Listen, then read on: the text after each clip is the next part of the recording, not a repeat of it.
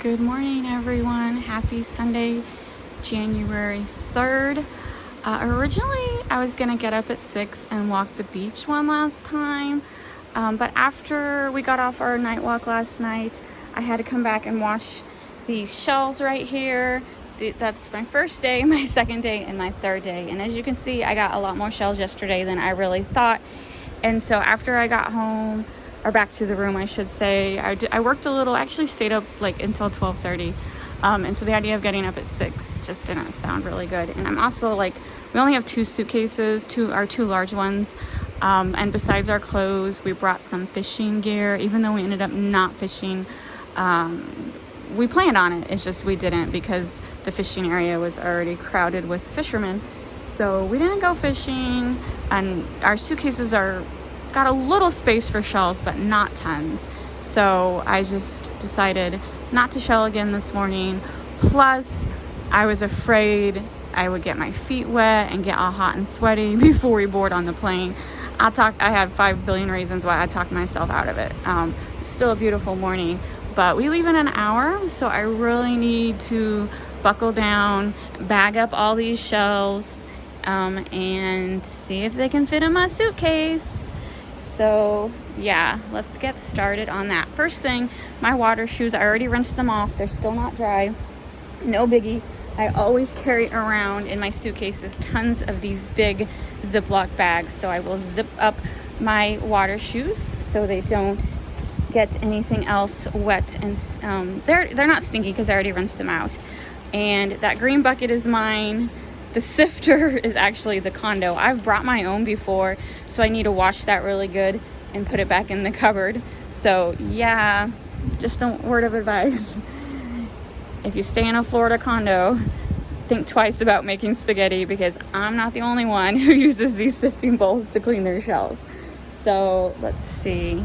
Yeah, let me get started. And oh my God, I'm a little overwhelmed. All right, the next step is I am going to pack the sea urchins. So I ended up buying these Rubbermaid containers at Bailey's grocery store here on the island. I actually have some of these at home that I keep in my shelling bag area, but I forgot to pack them for this trip. And honestly, this is the first time we've ever like come across sea urchins that were dead that we could actually keep. If you watch my shelling videos, I've mentioned before, it's because of the red tide. The red tide has killed a lot of stuff. But curious, it doesn't kill everything, because I did not find any starfish, which I wouldn't keep starfish anyway. But sometimes you'll see dead starfish on Sanibel. But this trip I did not. I just saw a bunch of sea urchins, and so they were all dead. I rinsed them out, but they're delicate and they're stinky still. There's another step I got to do to get them clean when I get home. So I'm going to put them in this container and then probably put some toilet paper at the top so they don't move around too much, and we'll see if they make it home all right. I hope they do. It's worth a shot. I usually have good luck shells not breaking, but we'll see. So I'm going to line all these up. This is what the sea urchins look like without the spines. Like if you're at a shell shop, these are usually what you see.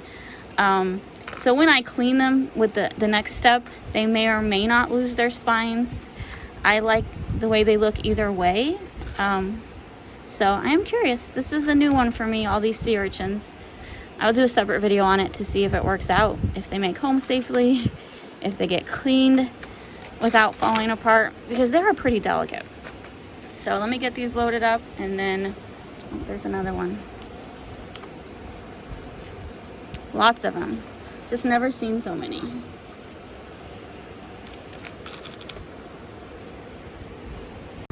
All right, so they fit both containers.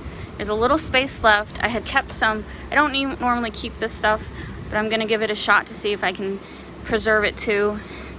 And then there's napkins in the room, so I'm gonna stuff napkins in the top so they don't move around too much, and then put these in the suitcase. All right, sea urchins are packed. I also bought these containers.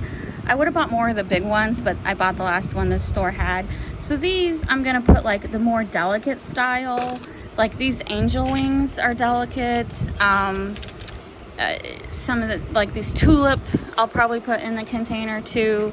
And then the rest are just thrown in a big Ziploc baggie. Like, you know, fighting conchs are pretty sturdy. So usually I just throw everything in a big Ziploc baggie. But I do have some delicates this time. And since I actually have these containers, I'm gonna fill them up with the delicates, and then everything else just gets thrown in a Ziploc bag. All right, so there we go. I got all the shells stuffed into 3 bags, 3 containers.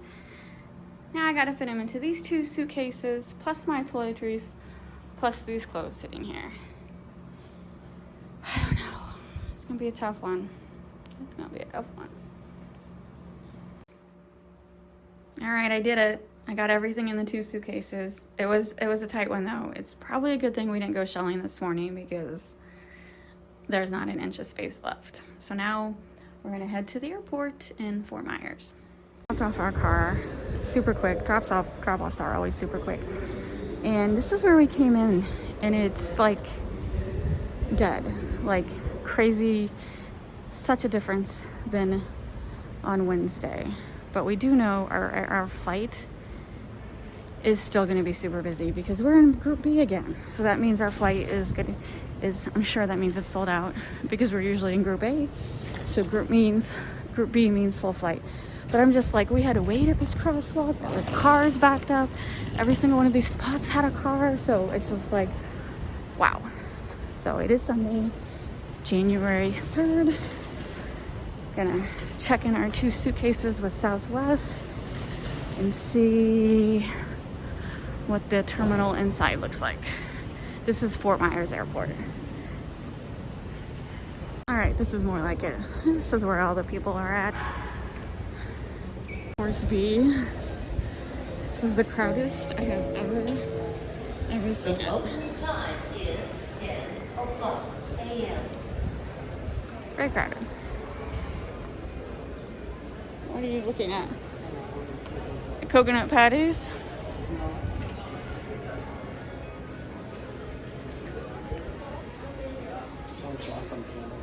Orange blossom candle.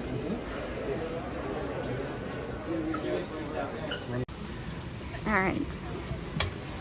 This is a completely full flight. This is actually the furthest we have been in the bag. It's like we're aisle 21 and there's 24. I'm sorry, row 21 and there's 24 rows. Completely full flight, and it's super, super busy. Super crowded. Super crazy crowded. Okay, all right, we are heading home. The flight was uneventful. It was completely full. I was fortunate. I had another really nice gentleman sitting right next to me, and got our luggage right away. We park in the parking lot that's attached to the luggage terminal, so get in our car within like 2 minutes. Now we're on the road home. I just wanted to make a couple of comments. At the Fort Myers airport, it's smaller than like Orlando, you know what I mean? So the Terminal B that we were in only had like 2 food places, like Burger King and a sit down, and we couldn't eat there because like the line for both was incredibly long. I think they also have a bagel company. Okay, so 3 food places. They're all incredibly long. And then they have a couple like news stands. And the one that Robert went to, like they had 4 typical coolers of sodas that you see like at a grocery store or just a convenience store. 3 of them were completely empty, and he couldn't find any snacks besides a 1,000 grand chocolate bar. And that wasn't even at that store. Did you find it in a machine? No, it was a different store. It was a different store. So talking to the one newsstand he went into, the lady was saying that this was the busiest day they've seen at that terminal since the pandemic started, and they were not prepared, and everything sold out like crazy. So everyone's traveling, I guess, heading home after the new year. To me, I was just talking about it with Robert, like how it was crazy crowded, but if you think about it, it probably wasn't. It was a normal travel day before the pandemic, and so it's just a weird juxtaposition. Is that the right word? Because like one, you have people going on about the pandemic, but then you do something that there's no pandemic around. Do you know what I'm trying to say? I'm not saying that right, am I? They ran They ran out of products. Like, people are traveling, which they have every right to travel. My point was, like, it was just another travel day. It was just like another travel day pre-pandemic. Life goes on. Life is moving on. The only difference was everyone was wearing a mask today. And I saw a lot of dogs. Man, there's a lot of dogs. I saw at least 10 dogs at this airport today. Maybe it's just because I'm wanting a dog myself that I notice dogs more often. I'm like, I can only hope that we rescue a nice, gentle dog that can travel like that. Because all these dogs at the airport traveling were calm, cute, all kinds of different sizes. I only heard one bark, like, once for 1 second. Like, I'm like, I want a dog like that. So everyone's traveling with their pets. I think it's amazing. I hope one day we can travel with a dog. We've seen people travel with cats, but I know our 3 cats, that would not work out. They'd be howling the whole They'd be time. howling the whole time. So we're glad to be home. It is January 3rd. Home for another month before our next travel day. And then after that, we have no more plans. But we will. We will have more plans. We just have nothing planned after February. Got some ideas in the works, but it's kind of hard to really plan, like for St. Louis, it's kind of really hard for us to plan anything like in March and April and May, because we don't like we don't like to travel during people's spring breaks, and then we also don't like to travel when there's too much snow in St. Louis, because we'd hate to like get stuck at some airport, like can't leave St. Louis, or we're at another airport where we can't get home. So that's kind of like why we don't normally travel that much during our snowy season. And St. Louis gets the most snow January and February. So yeah, that's it. I'm rambling. I'll do another cute cat shot when we get home, because you knew the cats are missing us. Even though we do have a wonderful pet sitter. What I love about and I mentioned this before, so our pet sitter like has an app. It's an actual business, and every time, and it's a great business if someone wants to get into pet sitting. If you're looking for a job, research pet sitting. If you love pets, I think there's extra money to be made there. And so there's an app that will notify us. She'll like do comments about like what Ollie did for the day and Sunny did for the day, and then she'll take pictures of them and upload it to the app, and so then Robert can see pictures while we're on vacation of the cats, and it's just great. So anyway, that's another tangent, but if I had more free time and I needed extra money, I think I would get into pet sitting. Robert even mentioned that he would get into pet sitting. I love the animals. I know there's been a couple trips that she was already booked up. So yeah, anyone looking for an extra income might want to consider pet sitting. All right, so we're home. Let's see what the cats do. Oh, there's right off the bat. What are you doing here right off the bat? There's your food plate from earlier. Oh, look at your tail shaking. Hi, monkey. You come to say hi? What? You running away from me? Dad's right behind me. Sunny, sitting up on the couch. How you doing? Yes. Yes. How you doing? How you doing? What are you doing? Ollie. All right. See toys everywhere.